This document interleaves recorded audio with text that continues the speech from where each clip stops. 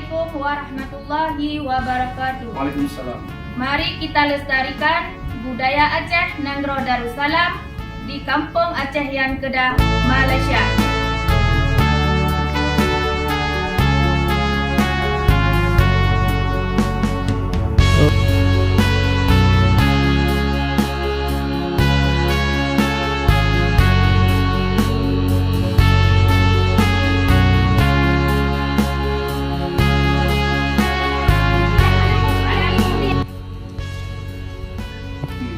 Aceh yang katuk kuno Kampung Aceh Yan Kedah.